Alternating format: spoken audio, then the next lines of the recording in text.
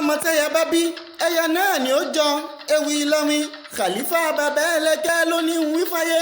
ṣàjànàkú kọjá mo wí nǹkan fìrí Sheikh Sọfíùláhì ẹlẹ́kẹ́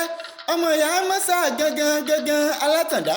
èmi gan kọ́ ìyá mọ́sá níbání bàbá ní sọ pé Maulidi Àfà Ẹlẹ́kẹ́ tọdún yìí ó tún ti wọlé dé on 31st January tá a wà yìí náà ni ọmọdá ni ó ti wáyé chairman of the day Alikọ́sìmí tiwa ìjọba gbogbo federal mo ní ṣe tówó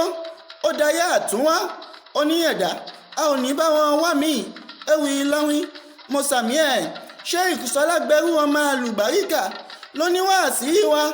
àfà àgbà ọlọ́run wà áyára ni ó darí ètò bàbá Ẹlẹ́kẹ́ ní wípé la khaira illa fi tibai Muhammad ni ẹwà ìjájọ ṣe kónílé gbọ́ kó sọ fún toko a ó máa retí yín olúwelédùn ọ̀sán kó wá lẹ́sàn lọ́lá oníṣẹ́ ńlá Muhammad